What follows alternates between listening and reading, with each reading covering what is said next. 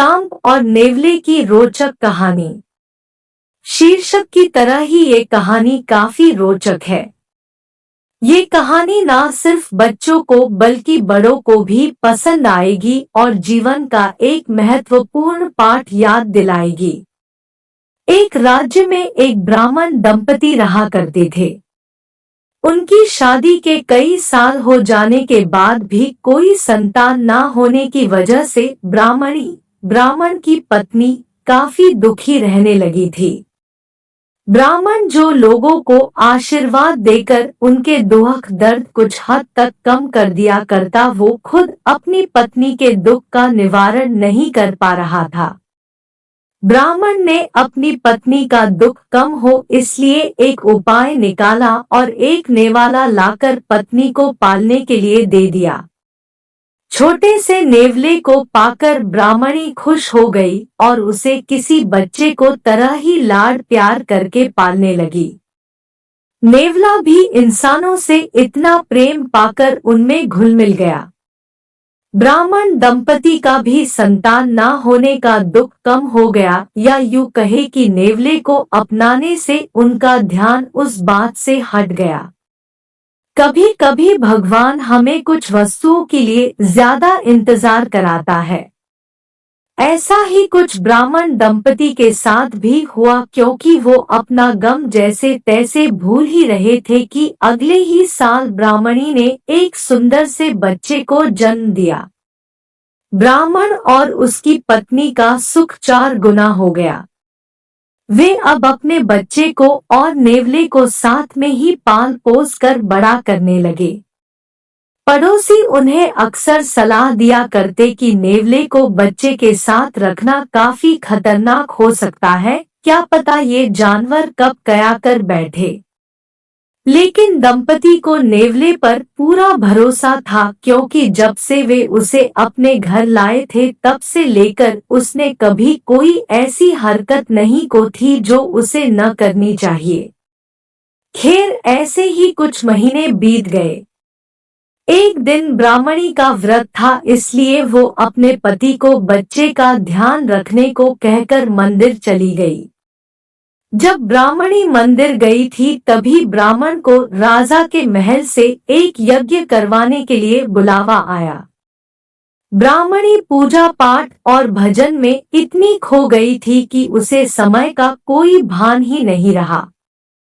दूसरी तरफ ब्राह्मण अधीर हुए जा रहा था, क्योंकि राजा के महल से रोज रोज तो बुलावा आता नहीं था और राजा से इतनी बड़ी दक्षिणा, भोजन और दागिने मिलते थे कि उसके पूरे वर्ष की काम की भरपाई हो जाती थी। ब्राह्मण ऐसा मौका चूकना नहीं चाहता था। पत्नी का कोई अता पता नहीं था, इसलिए ब्राह्मण अपने पड़ोसी के पास गया तो वो भी गांव गए हुए थे।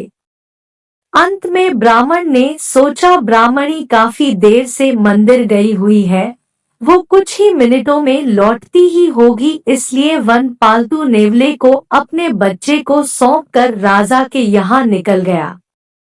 नेवला अपने मालिक की बात मानकर किसी आज्ञाकारी बेटे को तरह बच्चे के पास बैठकर उसके ऊपर नजर रखने लगा। कुछ देर बाद बच्चे की पैरवी कर रहे नेवले की नजर बच्चे को तरफ तेजी से बढ़ते सांप के ऊपर पड़ती है और नेवला बच्चे को कोई नुकसान ना हो इसलिए सांप पर पूरे जी जान से टूट पड़ा। 20 मिनट चली लड़ाई के बाद नेवला सांप को मारने में सफल हुआ और उसने सांप के टुकड़े टुकड़े कर दिए। सांप के खून से नेवले का मुंह और हाथ भीग गए। आंगन में मंदिर से लौटी ब्राह्मणी और योगानुयोग तभी महल से लौटे ब्राह्मण की आहट सुन नेवला तुरंत दरवाजे के पास आया और अपने मालिक मालकिन को एक साथ देख खुशी से उछल कूद करने लगा। नेवले को खून से सना देख और उसका ऐसा व्यवहार देख ब्राह्मण दंपति को उस पर शक हुआ। उनके मन में अपने बच्चे के बारे में बुरे बुरे ख्याल आने लगे। उन्हें पड़ोसियों की वो बातें भी याद आने लगी। नेवला तो आखिर एक जानवर है और जानवरों का क्या भरोसा। ब्राह्मणी ऐसे विचारों के कारण रोने लगी तो ब्राह्मण का गुस्सा और ज्यादा बढ़ गया। उसने न आगा देखा न पीछा, आंगन में पड़ा एक डंडा लिया और नेवले को पीट पीट कर मार दिया। इतना सब होने के बाद जब दोनों अपने घर में अपने बच्चे को देखने के लिए दौड़े तो देखकर हैरान थे कि उनका बच्चा मजे से खेल रहा था, और उन्हें तब बड़ा झटका लगा जब पालने से थोड़े दूर जहरी सांप के कई टुकड़े पड़े हुए दिखे।